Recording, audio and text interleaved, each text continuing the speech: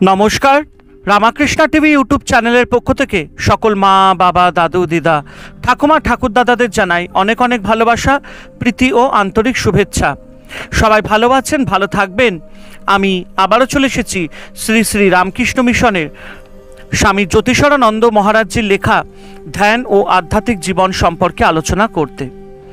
আজকে আমরা আলোচনা করব নিজের প্রতি মানবের কর্তব্য। খুব সুন্দরভাবে আমাদের কাছে স্বামী জ্যোতিষানন্দ মহারাজজি এই বিষয়ে আলোচনা করেছেন। উনি বলেছেন, উল্লিখিত 5 প্রকার কর্তব্যের উপর আছে প্রত্যেক মানুষের নিজের প্রতি স্বীয় উচ্চতর আত্মার প্রতি কর্তব্য।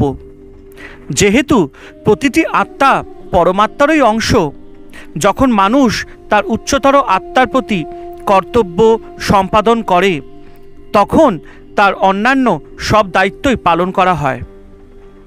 মানবের উচ্চতর আত্মা স্বীয় অভিব্যক্তির বিকাশের অপেক্ষায় আছেন, কিন্তু তিনি সদাই নিম্নতর আত্মা বা অহংয়ের দ্বারা রাহুগ্রস্ত হয়ে যাচ্ছেন।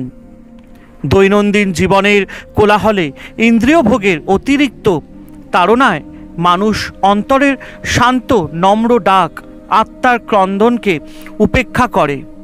ফলে সে যা কিছু করে তা শেষ পর্যন্ত তার কাছে অশান্তি ও ব্যর্থতার কারণ হয়ে পড়ে। এমনকি তার সাথীদের প্রতি কর্তব্য তাকে ক্লান্ত ও বিফল মনোরথ করে।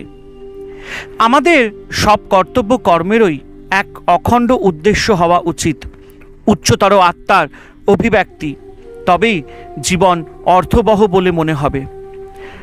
মূল সমস্যা হলো মানুষ নিয়ন্ত্রিত সাধন পদ্ধতির ভিতর দিয়ে না গিয়ে ঈশ্বরের হাতের পবিত্র যন্ত্রস্বরূপ না হয়ে শিক্ষক হতে চায়।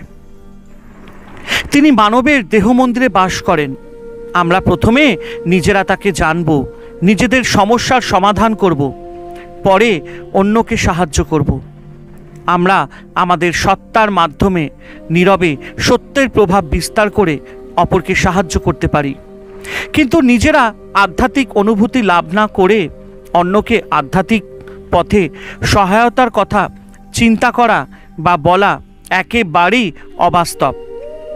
একবার শুদ্ধ পবিত্রতা ও অনাসক্তি অর্জন করলে মানব আর সংসারে বদ্ধ থাকে না, আর সংসারও মানব মন ও স্নায়ুর ওপর কোনো ক্রিয়া করতে পারে না। কেবল তখনই মানুষ নিজেকে ঈশ্বরের হাতের যন্ত্রস্বরূপ মাত্র এই অনুভূতি লাভ করে অপরকে সহায়তা করার কথা বলতে পারে। আরেকটি বিষয়কে আমাদের কর্তব্য বলে বোধ করা উচিত। স্কুলের গণ্ডি পেরিয়েও আরও কিছুদিন ছাত্রজীবন চালিয়ে যাওয়া দরকার। যদি আমাদের অধ্যয়ন ও গুরুত্বপূর্ণ পড়াশোনায় কোনো ছেদ পড়ে, তবে তা আমাদের মন ও চিন্তাশক্তির উন্মেষের পক্ষে হানিকারক। অনেকেই স্কুল ছাড়ার পরে বা বয়োবৃদ্ধির সঙ্গে সঙ্গে চিন্তা করার অভ্যাস হারিয়ে ফেলে। এটা বাস্তবিক খুব খারাপ। অসংলগ্ন অস্পষ্ট চিন্তার মতো বিপজ্জনক আর কিছু নেই। চিন্তাশক্তি হারিয়ে তারা কেবল কাজের মানুষ হয়, তারা চিন্তাশীল লোক হতে পারে না। কর্ম ও চিন্তা দুটিকে মেলাতে হবে, তাদের মধ্যে সামঞ্জস্য রক্ষা করতে হবে, অন্যথায় ফল মন্দ হবে। অধিকাংশ লোকের ক্ষেত্রে পড়াশোনা একবার ছেড়ে দিয়ে আবার আরম্ভ করা সম্ভব হয় না। যে অল্প লোকের পক্ষে তা সম্ভব হয়, তাদের ভয়াবহ কষ্ট ও পরিশ্রম করতে হয়, কারণ তারা চিন্তা করার অভ্যাস হারিয়ে ফেলে। ওপর পাঠ, হালকা কথা, চিন্তাহীন বাহুক্রিয়া তাদের চিন্তা শক্তিকে বহুলাংশে নষ্ট করে দেয়। চোখ চেয়ে দেখলেই বর্তমান জগতে এর ফলাফল দেখতে পাওয়া যাবে। উচ্চ আদর্শ অথবা সত্য ও উচ্চতর নিয়মাবলী সম্বন্ধে গভীরতর বোধশূন্য, চিন্তাহীন, দুর্বার কর্মচঞ্চলতা এই রূপ কর্মতৎপর জীবনের জন্য সাধারণ লোকে যতই গর্ব করুক, শুধু কাজের জন্যই কাজ, আলস্যের জন্যই আলস্য অপেক্ষা একটু বেশি ভালো নয়। একটা কিছু সৃজন করে গেলেই হলো না। আমি যা সৃজন করব নিশ্চয়ই তাকে ভালো ও গঠনমূলক হতে হবে এবং তাতে যেন ধ্বংস প্রবণতা না থাকে, আর তা যেন মানবকে অধোমুখী না করে। অতএব যদিও আমরা বেশি পড়ার সময় না পাই, গভীর চিন্তাশীলতা যেন আমাদের দৈনন্দিন অভ্যাসে পরিণত হয়। বাজে এমনকি ক্ষতিকর চিন্তায় আমাদের এত সময় ক্রমাগত নষ্ট হয় যে আমাদের উচিত এই সময়কে উচ্চতর গঠনমূলক চিন্তায় নিয়োজিত করা। সারা দিনে একঘেয়ে অবসাদপূর্ণ সময় অনেক আসে, তাকে আমরা স্বচ্ছন্দে উচ্চ ধ্যান ধারণায় কাজে লাগাতে পারি।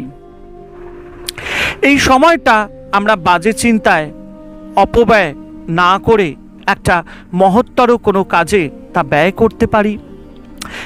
এক কোণে বসে বসে অবসাদগ্রস্ত হয়ে না থেকে আমরা কোনো উন্নততর শুদ্ধতর বিষয়ের চিন্তায় করতে পারি। যদি সত্যই আমরা এইরূপ করি, তবে আমরা অভ্যাস, অধ্যয়ন, বুদ্ধিযুক্ত চিন্তার জন্য অনেক সময় পাব। চিন্তাধারাকে এলোমেলো পথে বয়ে যেতে দিতে নেই।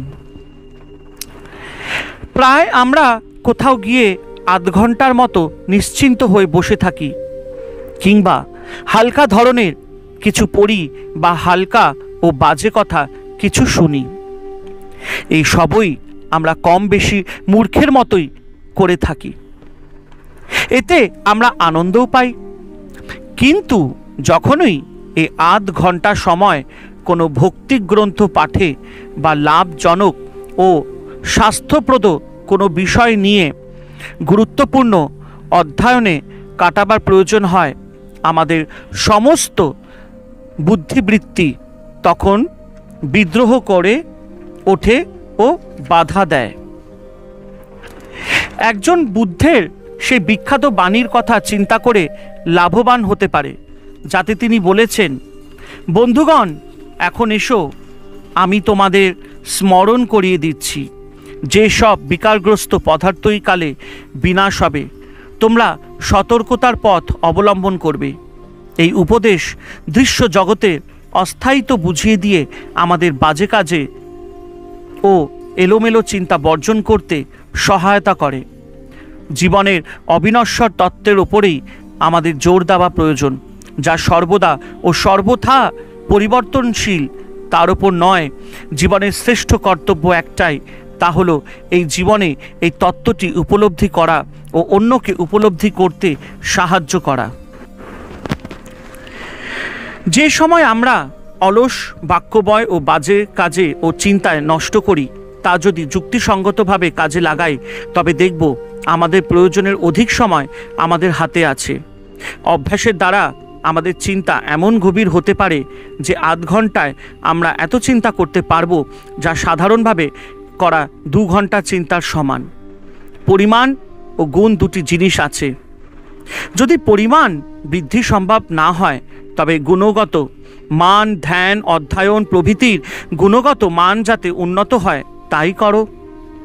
আধ্যাত্মিক উপাসনার পর শুধুমাত্র প্রার্থনা, জপ, ধ্যান নয়, নিয়মিত পর্যালোচনা এবং উপনিষদ থেকে অন্তত 10 মিনিটের জন্য নির্বাচিত অংশ পাঠ প্রত্যেকের পক্ষে যুক্তিযুক্ত।